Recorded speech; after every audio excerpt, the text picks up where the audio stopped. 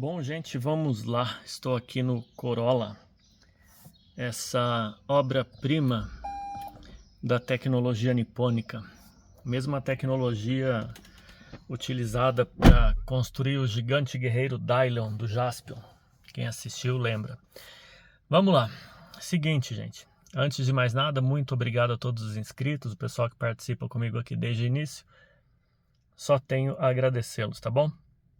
Quem acompanha o canal sabe que eu fiz um vídeo falando sobre as mudanças do Corolla 2024 em relação ao 23.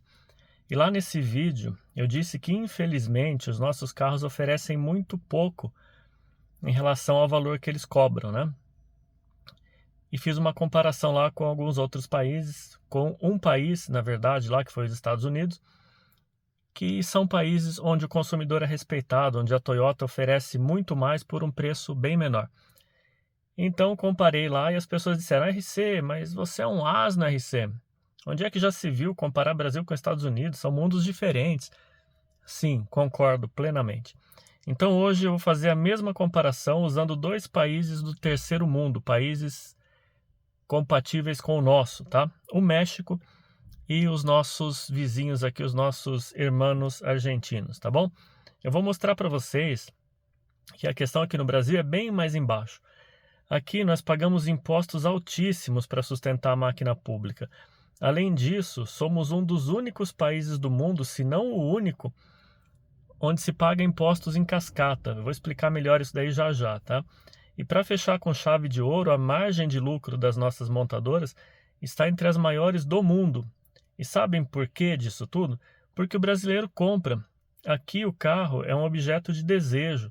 Algo que demonstra poder aquisitivo, demonstra status, mesmo que seja um status falso, né? Mas ele demonstra que o cara tem grana para comprar, né? O cara vai lá ostentar o carro dele. Ele faz uma dívida enorme, mas ele compra. E ainda tem o prazer de dizer que pagou caro. Lá numa roda de amigos, né? O ego do cara vai lá em cima, quando ele diz: olha, paguei aqui, sei lá, o SUV mais vendido aí, o Compass, paguei aqui 215, 220 mil num Compass. E mal sabe ele que o Grupo Stellantis está sendo alvo aí de uma investigação do Ministério Público por conta de mais de 22 defeitos no Compass, né? Defeitos gravíssimos, defeitos crônicos. Mas mesmo assim o brasileiro compra com gosto, com vontade de falar: paguei caro nesse carro aqui porque eu posso. Então, infelizmente, né? Essa é a nossa situação. Eu vou lá para o computador para mostrar para vocês rapidinho essa questão dos preços aí em relação aos impostos, tá? Vamos lá. Vou começar aqui então pelo preço dos carros, tá? Eu estou no site da Toyota do México. Como as versões são diferentes, eu vou pegar o carro mais barato, o Corolla de entrada lá. Ele custa 416.400 pesos. No site da Argentina, versão de entrada, vejam aí, toyota.com.ar, é o XLI. Ele custa lá 11.915.000 pesos. No Brasil, que é o GLI, R$ 148.990. Onde que eu consegui a renda desses países? Aqui nesse site. Depois, quem tiver interesse, entra aqui para dar uma olhada. Renda média mundial. E tem aqui a renda tanto por mês quanto por ano, tá? Aqui tudo em dólares.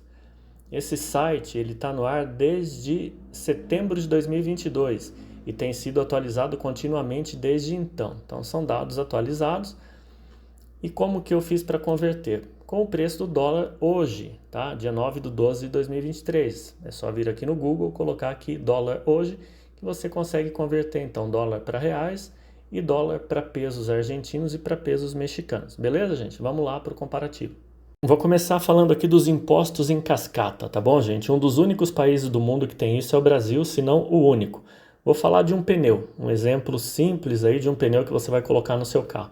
Então tem lá a matéria-prima, essa matéria-prima ela vai ser extraída, então a borracha, e ela paga os impostos quando ela vai lá para a empresa que vai fabricar o pneu.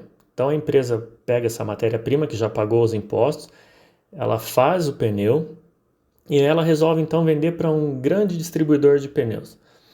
Quando ela vende, esses impostos são pagos novamente, principalmente PIS e COFINS. E aí essa grande distribuidora de pneus, ela vai distribuir lá para aquele cara que está lá no seu bairro, para aquela loja do seu bairro, um pequeno distribuidor ali, um pequeno comerciante, e ela paga novamente os impostos nessa distribuição. Esse pequeno comércio paga novamente, e aí quando ele vende para você, você paga novamente. E aí você fica aí com essa cara de tonto, com os bolsos vazios, tá? E aí o cenário é exatamente esse aqui no nosso país. Os nossos governantes com as sacolas cheias de dinheiro ali e o povo sustentando essa corja toda. E aí, para complicar de vez a situação, tem a margem de lucro das montadoras, que é uma das maiores do mundo aqui no nosso país. Vejam aí, os impostos, isso antes da pandemia, tá? No Brasil, 32%, na questão de impostos, no mundo, 16%. Margem de lucro das montadoras, 10% no Brasil, na média mundial, aí 5%. Isso antes da pandemia. Eu acredito que hoje essa margem deve estar muito superior a isso que vocês estão vendo aí. Prova disso é essa reportagem. Montadoras lucram 315% mais na pandemia, mesmo vendendo menos carros. Ou seja, o carro é o mesmo, como é que elas lucraram mais? Com margem de lucros. Infelizmente, quem paga é o consumidor aqui do Brasil. Falando então da questão dos países, a comparação com os países aqui. A renda média anual do mexicano é de 180.592 pesos.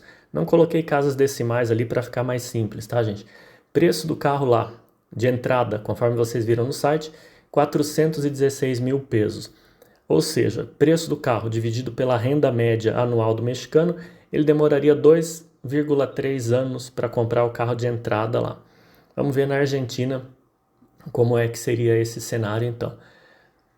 Renda média do argentino anual, 4.226.833 pesos. Preço do carro lá, 11.915.000 pesos. Mesma coisa, dividindo o preço do carro pela renda média anual do argentino, ele demoraria 2,8 anos para conseguir comprar esse carro lá, para conseguir comprar o Corolla de entrada, tá? O mais simples lá. Vamos ver o cenário aqui no Brasil, como é que fica, né? O que é que o brasileiro tem que passar aí. Então a renda média do brasileiro, renda média anual também, fica em torno de R$ 40.141,60. Preço do carro aqui no Brasil, R$ 148.990. Novamente, dividindo o preço do carro pela renda média anual do brasileiro, o brasileiro demoraria 3,7 anos para comprar esse carro. Então vejam que mesmo se nós compararmos a nossa situação com os argentinos, com os mexicanos, o brasileiro ainda demora mais para comprar o carro aqui no nosso país. Infelizmente, essa é a realidade que nós temos, com toda a crise da Argentina, com todos os problemas do México, o brasileiro ainda trabalha mais do que o mexicano e do que o argentino na compra de um carro. Deixe aí nos comentários e a gente vai se falando as opiniões de vocês, beleza? Vamos que vamos. Abraço.